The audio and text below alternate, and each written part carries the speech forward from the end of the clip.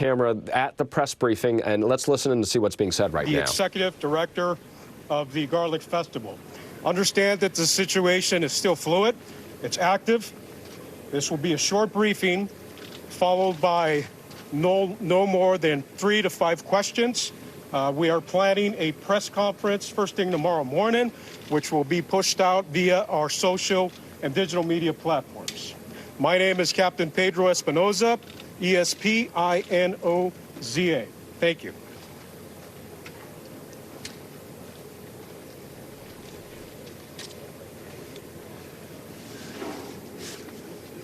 Thank you all for being here. First, let me say that I want to express my extreme shock and sadness for what has happened today. This is an active investigation. I would ask for the thoughts and prayers of the community as our Gilroy police officers continue to investigate this tragic and senseless crime. Also, our thoughts and prayers are going out to the victims and their families. We are, again, continuing the investigation. We plan on being out here all night. And as was said earlier, there will be another press conference tomorrow.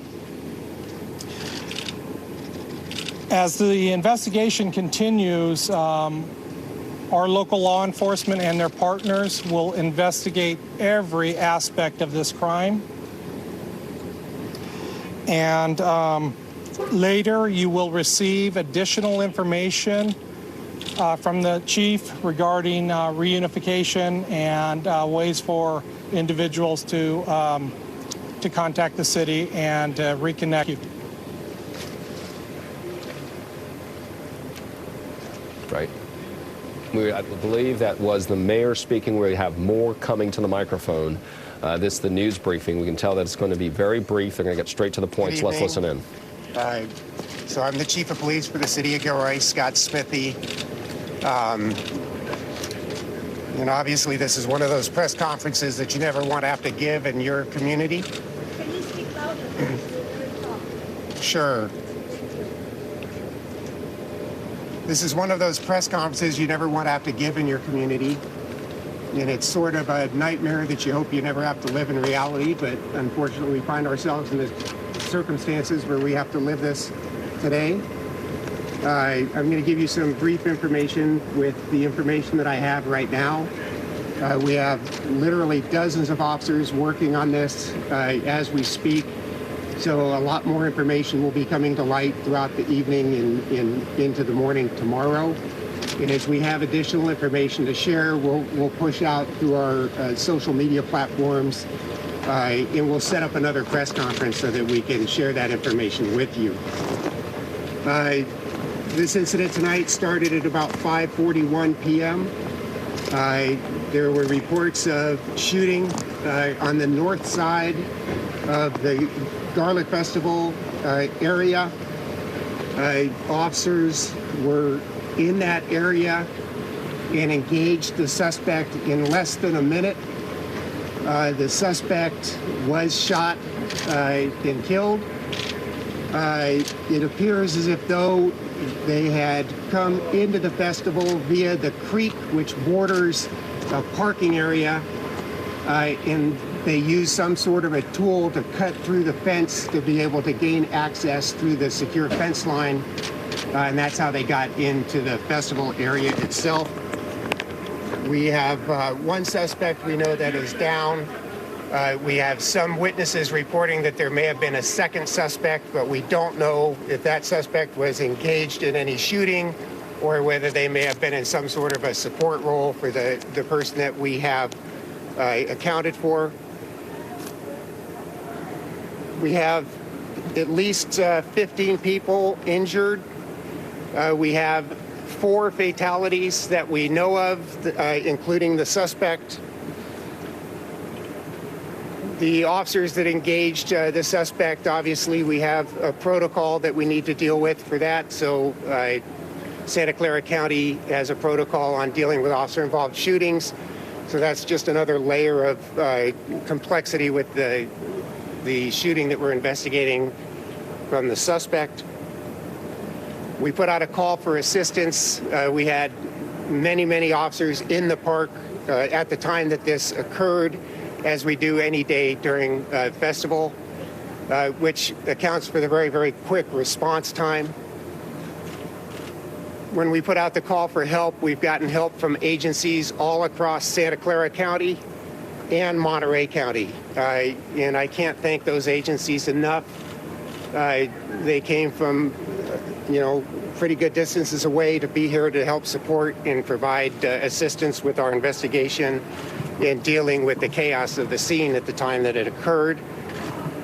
We have set up some things, a reunification, because, in the panic, people go out different ways than they came in, and families got separated.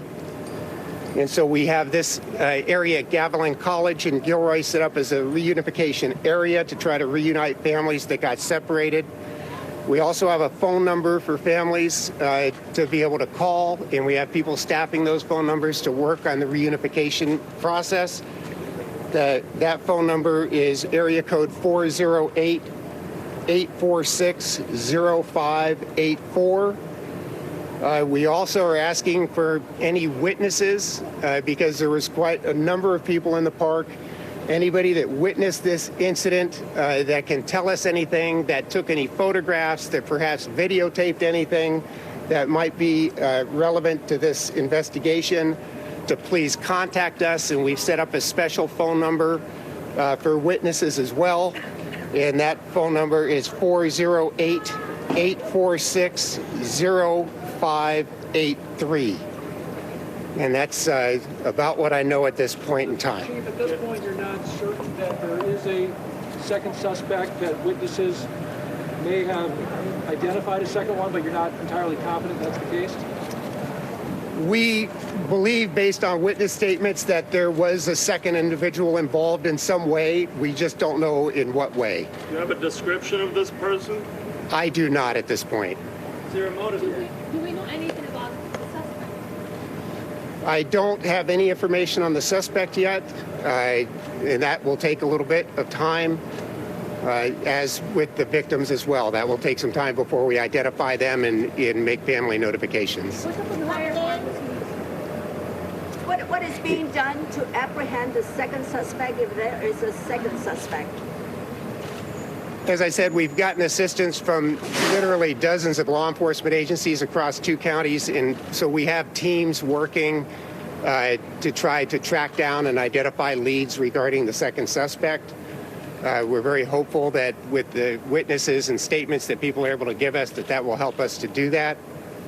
Do you have security camera at the festival?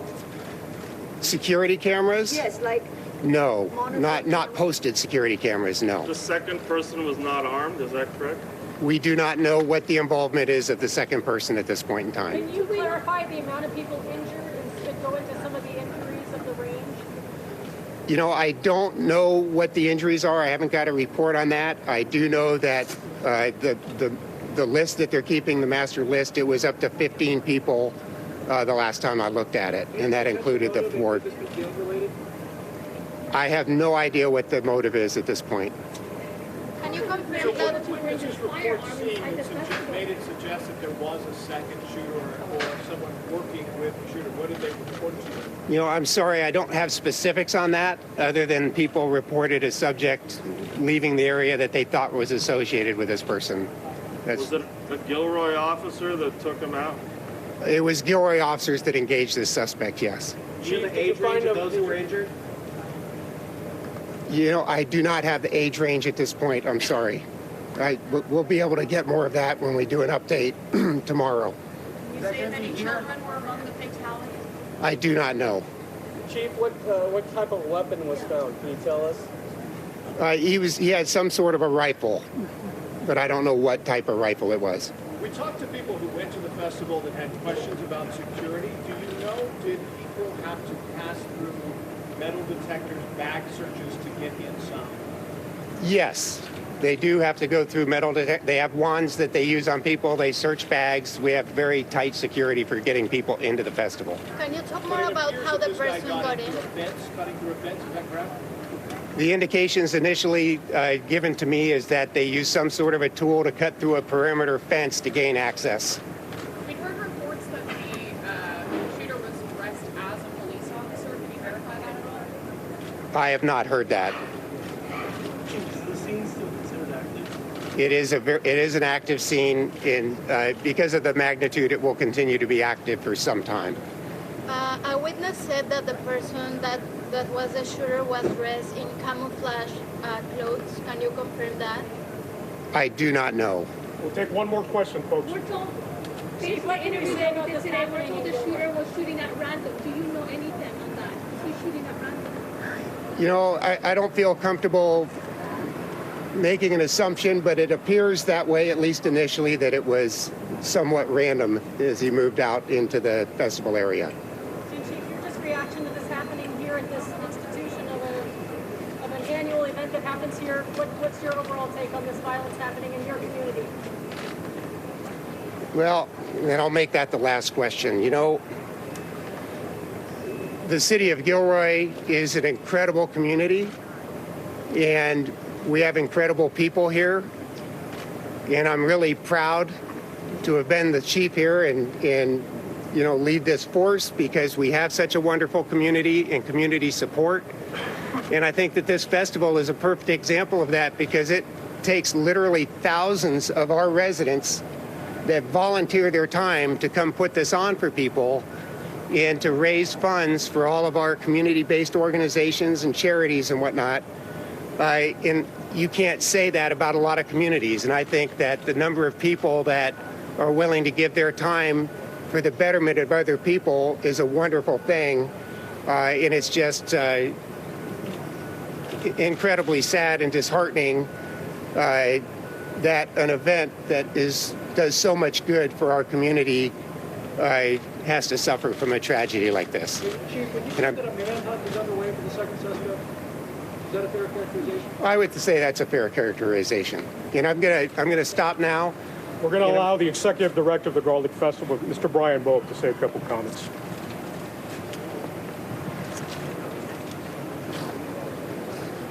Good evening. I'm Brian Bowe, the executive director of the Gilroy Garlic Festival. To reiterate a little bit of what Scott Smithy said, Gilroy is an amazing community, a tightly knit community. We are family. We have the wonderful opportunity in this community to celebrate our family through our Garlic Festival. And for over 4 decades, that festival has been our annual family reunion. And it is such a sad, just horribly upsetting circumstance that this happened on the 3rd and final day of this year's festival. Our 4,000 plus local volunteers work so hard every year, and to have seen this event end this way, this day, is just one of the most tragic and sad things that I've ever had to see. And we all feel so upset for those that are impacted, friends, families, neighbors.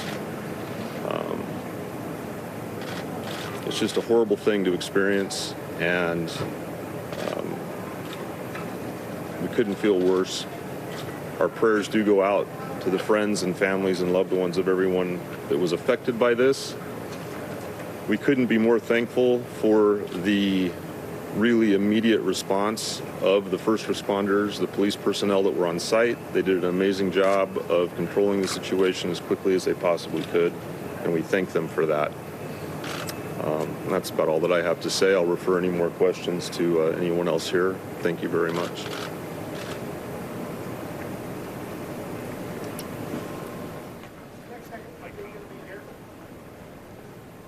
That is yet to be determined.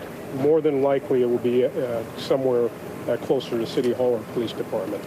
We will push that out via our digital media platforms. I want to take a second to thank you for your patience. Understand that our community is grieving. Like I mentioned earlier, this is an active investigation. It's fluid. We have multiple allied agencies that are currently assisting us. We will keep you appraised. And once we solidify the time and location, rest assured that we'll put that out so that we can provide you the most current information. Again, thank you, and I appreciate your patience.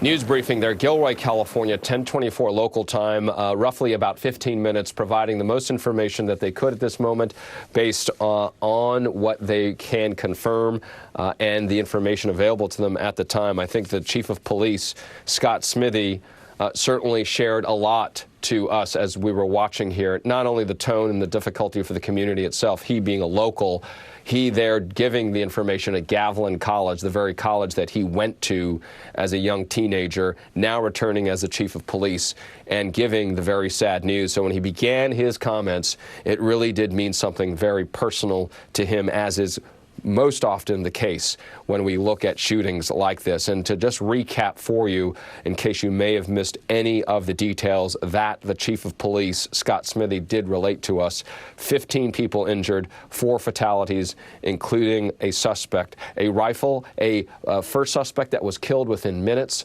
according to the chief of police, by an officer from Gilroy Police who were at this festival. Again, they were saying it's the 40th anniversary. A second suspect is believed, and unknown is the word that was used, a second suspect. The role unknown at the moment, support or otherwise. It's this second suspect's involvement or details behind who this second suspect may be unknown, and that potentially is why they have been consistent in saying this is an active investigation. This is an active scene, as dozens of officers, according to the chief of police, remain working on this hour. We're not going to hear from them. They are saying at the microphones for the rest of this evening. Any details can be found on the Gilroy Police Twitter account, which they have been providing updates occasionally based on what they are able to confirm and then press out. The pieces of information, again, 15 injured, 4 fatalities, including the suspect, according to the chief of police. Stephen Week, NBC News producer, there at that press briefing from moments ago. And Stephen, you know, he was very careful in what he would provide, as is common in these breaking news stories.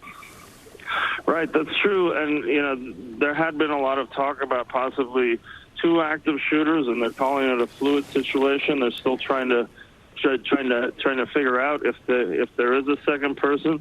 But, you know, first there was the heartbreak of 11 people shot, 3 people fatal, and then the shooter himself. We were just hearing from eyewitnesses just before the police chief started talking, who said that they saw the suspect down in handcuffs, blood coming out of his head, and that he was taken out, you know, quite quickly. However, the panic continued, and on my way down here, I continued to hear how they were, you know, looking for this possible other suspect. As you heard the chief saying, that second person may have been in some kind of a support position, not necessarily armed. Wouldn't confirm that. However, you know, there are still had been choppers in the air here up until a very short time ago. So you're saying right now, Stephen, if you were to look up into the sky, you do not see more helicopters surveying the crime scene? At this time, no, but up till, you know, just about 45 minutes ago, there were active SWAT and heavy vehicles, you know, traveling past this command post, you know, searching the area. There's some rumbles on social media that somebody might be running around, but officially all we know is that they're not calling it over yet, right. As you heard, right. and you know that the way the guy came in, even though there was security and there were police who took him out. Stephen, are you still there? Stephen Week, our NBC News producer on the ground there, clearly he was monitoring the press briefing for us right there in front of those microphones. He hopped on the phone very quickly for us to give us the details. Looks like we may have lost connection with him right now. We'll get back to him with what he knows. He was at the reunification point, which is at 10 minutes away from the crime scene itself, and that's where they were giving the press briefing. Clint Van Sant was with us listening to the details coming from the chief of police. What stood out to you, Clint? Well, obviously the chief was very circumspect. He wasn't going to give out more information than he could confirm, which is, of course, that's his job. He does tell us that there are 15 injured, that there are 4 dead, to include what is believed to be the shooter. It was fairly amazing that local law enforcement, in fact, the local community PD, was able to engage the shooter right away. He said within minutes there, Clint. Within minutes. Within minutes. Yeah. Yeah, I heard one witness earlier today describe a series of like a semi-automatic rifle and a handgun going off. So 2 different weapons. That would account for this subject shooting and the police officer shooting. I think what most people are concerned with now is the potential for a second shooter to be out there, or someone who gave aid and assistance.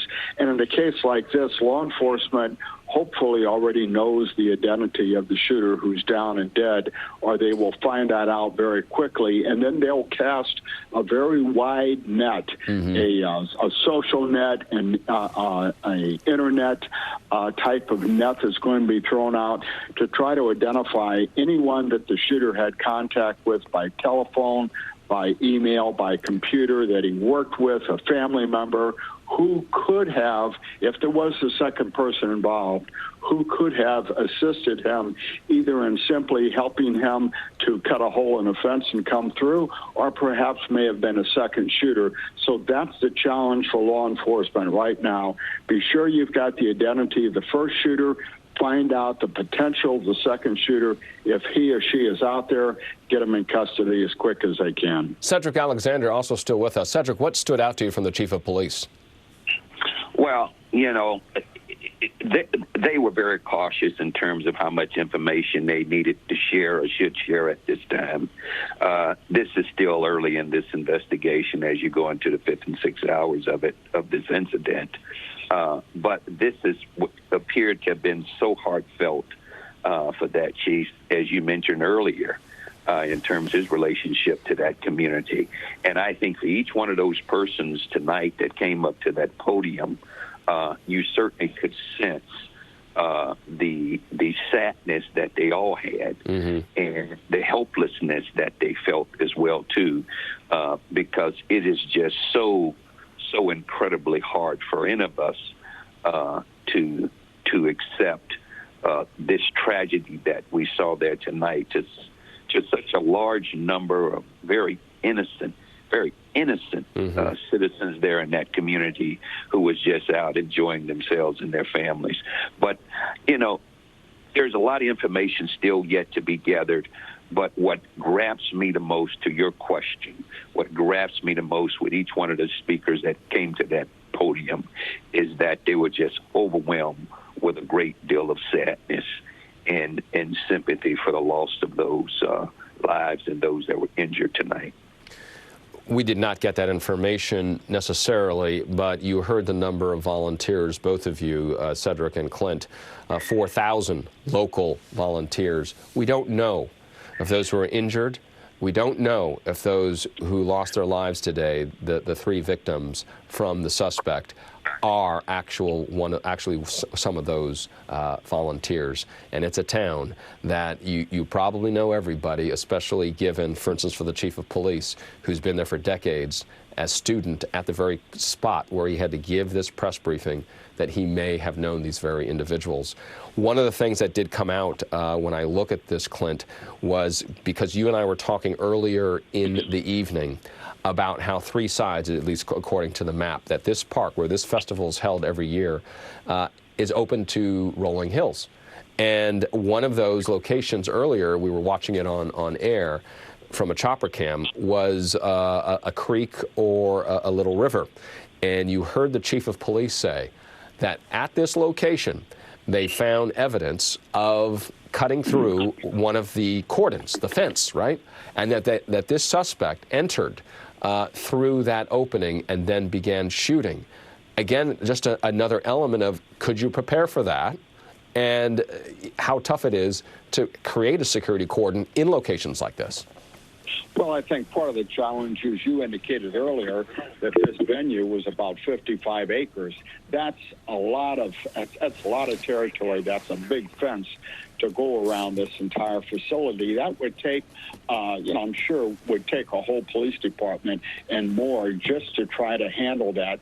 So part of what they do is rely on just good citizens not to be trying to cut through or leap over fences to come through the normal opening. But in this case, it sounds like that was the weak link as far as gaining entrance, was to be able to come there in advance.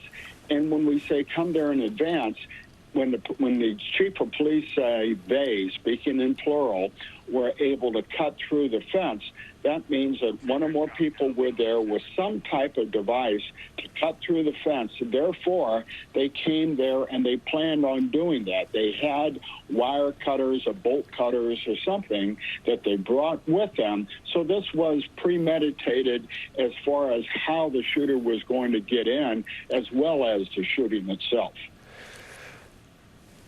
Cedric Alexander, thank you for being with us. Clint Van Sant, thank you for being with us. Stand by. We're going to take a short break. On the other side of this break, we